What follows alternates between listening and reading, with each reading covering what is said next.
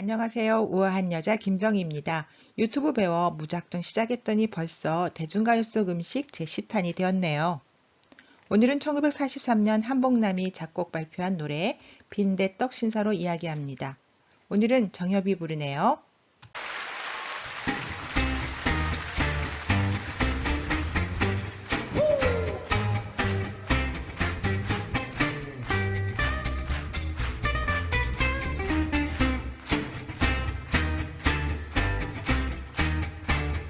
양복 입은 신사가 요리집 문 앞에서 매를 맞는데 왜 맞을까 원인은 한 가지 돈이 없어 들어갈 땐 돈을 내어 들어가더니 나올 적엔 돈이 없어 쩔쩔매다가 뒷문으로 살금살금 도망치다가 매를 맞는구나 하하하 웃음다 히히히 웃음다 하하 웃음다 에헤헤 웃음다 와하히헤헤헤 웃음다 돈 없으면 집에 가서 빈대떡이나 부쳐 먹지 한푼 없는 건 다리 요리집이 무엇냐 기생집이 무엇냐. 노래 가사가 코믹하여 당시 많은 사람들의 사랑을 받은 노래죠. 사실 이 노래가 저에게 대중가요 속 음식으로 뭔가 이야기를 만들어내야겠다는 생각을 떠올리게 한 노래예요. 노래 가사에서 유추해보면 빈대떡은 아주 서민적인 음식이죠. 정말 빈대떡은 돈 없는 사람들이 먹는 음식일까? 사실 제대로 된 빈대떡을 부쳐 먹으려면 재료값이 만만치 않아요. 그래서 이 노래는 저의 흥미를 자아냈죠. 빈대떡의 주 재료인 녹두. 녹두는 예로부터 녹두지짐, 청포묵, 숙주나물 등 잔치날에나 만드는 음식의 고급 식재료였답니다. 우리 속담에 한강이 녹두죽이라도 쪽박이 없어 못 먹겠다는 말이 있죠. 게으르고 무심한 사람을 놀릴 때 사용하는 말이지만 녹두죽은 분명 귀한 음식으로 비유되었어요. 우리나라의 녹두지짐에 관한 첫 기록은 빈자법으로 음식 디미방에 나와 있어요. 요리 방법이 지금의 빈대떡과는 다르죠. 이 빈자법은 양반내에서 손님 접대용으로 만든 음식이었어요. 왜 장계양은 녹두지짐을 빈자법이라고 적었을까요? 그것은 아마도 당시 청나라에서 녹두지짐을 빙저라고 부른 것을 따라했을 것 같아요. 왜냐하면 장계양은 고관이던 남편 덕에 이 이름을 익히 들어온 터라 녹두병 혹은 녹두지짐을 빈자라고 불렀고 그것을 만드는 방법을 빈자법이라고 적어두었을 가능성이 많지요. 사과라고 해도 될 것을 굳이 애플이라고 하는 것처럼 말이에요.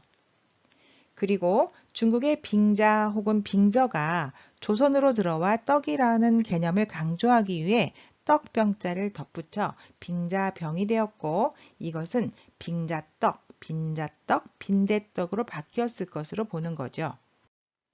이에 빈대떡의 이름이 어떻게 변천되었는지 어느 정도 이해가 되죠. 이름은 그렇다 치고 왜 그렇게 고급 음식이었던 것이 가난한 사람들의 음식이 되었을까요? 빈대라는 이름 때문이었을까요? 조리법 때문이었을까요?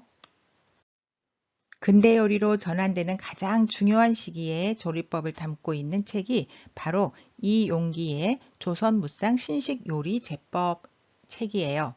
책 이름이 참 귀하지요. 이 책에는 이 떡 이름이 빈자병인데 가난한 자에 먹는다 하여 빈자병이라 하나 나라 재앙에도 쓰고 또 누른적이나 전유어에 밀가루 대신으로 많이 쓰니라고 적혀 있어요.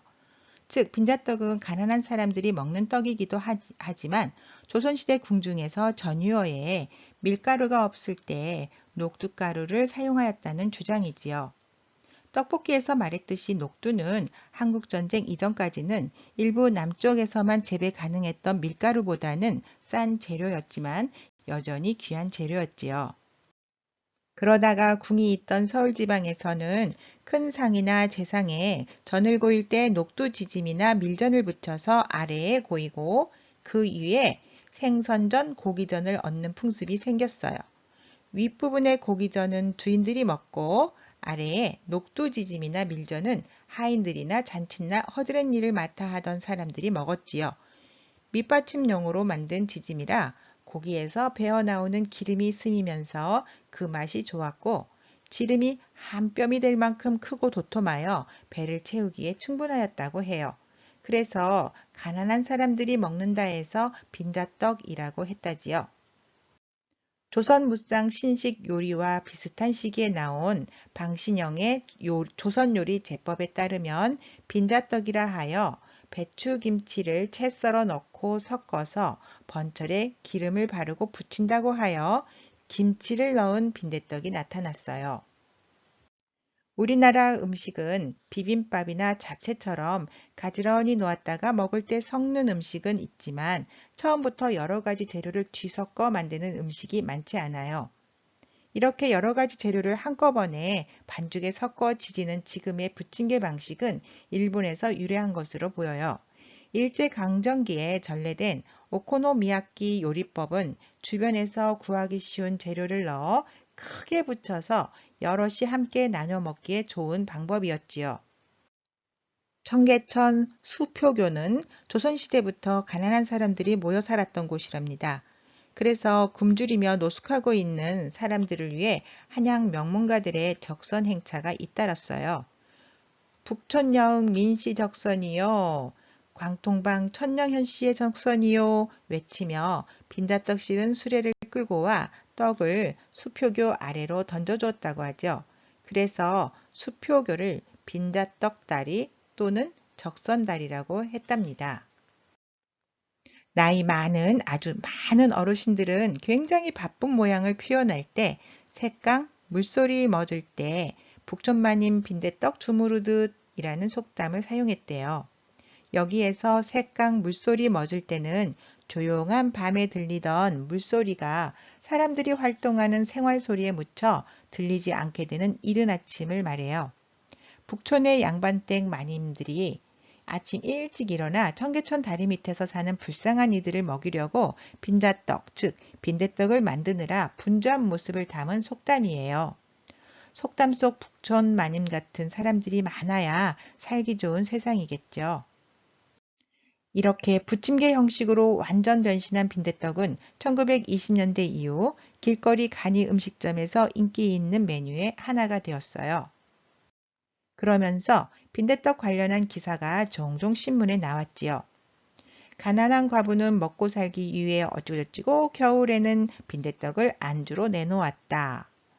사람의 거래가 빈번한 가두에서 빈대떡을 굽기 시작하여 딸과 아들을 학교에까지 보내 졸업시키고 또 늙은 시아버지를 극진히 섬기어 등등.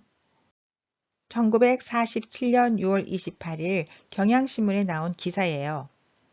일제 강점기로부터 해방된 한반도는 아쉽게도 식민지 때보다 더욱 살기 힘들었다. 서울의 거리에는 큰 자본과 특별한 기술 없이 차릴 수 있는 음식점이 빈대떡집이었으니 날로 그 수가 늘어났다. 그런데 손님들의 모습이 말쑥하게 차려입은 신사들이었다. 빈대떡 신사 노래를 충분히 연상시킬 만한 기사지요. 당시 녹두가 주 원료인 빈대떡은 밀가루가 주 원료인 다른 부침개보다도 저렴한 편이었으나 한국전쟁은 상황을 바꾸었어요. 바로 전쟁이 있은 후 전쟁 구호물품인 밀가루가 보급되면서 녹두 대신에 밀가루 빈대떡, 즉 밀가루 부침개는 시장에서 저렴하게 요기를 때울 수 있는 길거리 음식이 되었지요. 근래에는 녹두값이 밀가루값보다 훨씬 비싸기 때문에 빈대떡은 그렇게 저렴한 부침개 요리가 아니지요. 이제는 녹두를 넣어 만든 것이 당연한 것임에도 불구하고 밀가루 빈대떡과 차별하기 위하여 녹두 빈대떡이라고 부르기도 하지요. 빈대떡은 우리 실정에 맞게 변형해온 음식으로 이제는 귀한 손님을 대접하는 음식의 빈대떡이 되었어요. 다가오는 명절에는 집에 방문하는 손님들에게 맛있는 빈대떡을 대접할 수 있었으면 좋겠네요. 지금까지 대중가요 속 음식을 구독해 주신 구독자들에게 감사드립니다. 고맙습니다.